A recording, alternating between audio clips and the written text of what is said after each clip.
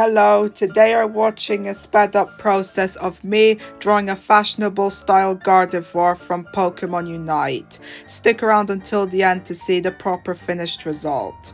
So anyways, now I'm going to tell you how I made this among other things. So first of all, we're going to draw out a wireframe. This will be used as guidance when I do the line art so the art can actually look good. So, in order to make sure the drawings, proportions and everything else is as accurate as possible, I am tracing it over one of my past Gardevoir fan arts, more specifically the one from February of 2024. I also have another Gardevoir fan art which I draw in February 2023 by its side so I can do more things with it. And I have a bunch of lines going across the Gardevoir drawings to assure that the proportions are correct. Also, the hands use like a perspective technique for obvious reasons, and I tried my best to make them look as accurate as possible. And I didn't use the perspective like lines, it's because, I forgot. Tell me in the comments below if I did a good job. So anyways, now we're on to the second part of this art, the line art. So what I do is basically just trace over everything on the wireframe. Well, not everything, the necessary parts to trace. I also add like a hair effect and other things which wasn't present in the wireframe. It's because, well, the wireframe is just like a basic sketch. It doesn't have everything, you know. Also, I know it's a bit early to tell you now, but I just want to tell you something that I decided to change while making this art.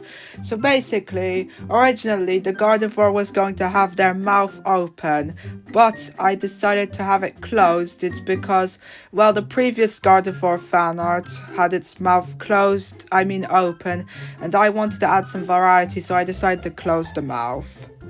So anyways, now we're on to the colouring, and what I do is basically pick various colours from the Gardevoir images to be more faithful to the source material, and because it's a nice attention to detail, and then use my lasso tool to highlight various areas and use the fill bucket tool to colour them in. I use the lasso tool to ensure nothing goes out of bounds. It's because if it goes out of bounds, it would look terrible and people wouldn't be able to unsee it. So okay, I also sometimes not use the lasso tool, instead draw patterns in myself when the lasso tool is unnecessary. Examples include the eyes. So anyways, now I'm just adjusting the arm. It's because that was an error that I made. It's supposed to be in front of the accessory. And anyways, now we're on to the fourth section, the shading. The shading is quite similar to the colouring in that I use the lasso tool, but there's a difference. It's that I don't actually fill anything in. Instead, I use the lasso tool to assure nothing goes out of bounds and draw on the shading myself. I chose an airbrush for my shading. It's because it makes the art look more realistic and professional. Also, fun fact, did you know I actually decide the background color before I actually make it? Yeah, the shading is tinted the exact same color as the background, which is pink. The reason why the shading is tinted is because it makes the drawing look more vivid and appealing. I learned this tip through like something on Twitter or X, I think.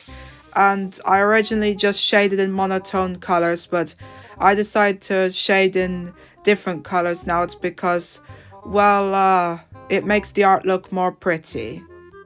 Also, here's something that I did earlier in the shading. So basically, in order to shade the inside of the hat, I used a shading that gets darker as you progress through it.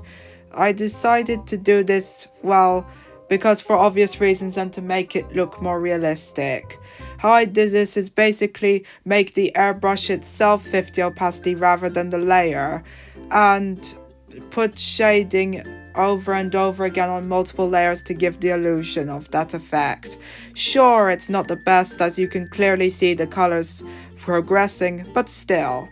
So anyways, now I turn the background grey and the Gardevoir transparent so I can actually see where I'm shading, and the eye is a bit too small, so I'm just going to modify it just like that and make it bigger and redraw the pupil, and we're gonna reshade it just like that. And now we're on to the background, and I'm adding flowers for obvious reasons, and we're just gonna color in the flowers and make them look all pretty. We're gonna add some like effects, and you get the point. So here's the finished result. Now that's a pretty way to start off April 2024. So anyways, I hope you liked this art and enjoyed this video. If you're interested in more content like this, then subscribe. I draw whatever I want, not just Pokemon. You can also follow me on Twitter, also known as X, if you want to see some of my art. Goodbye.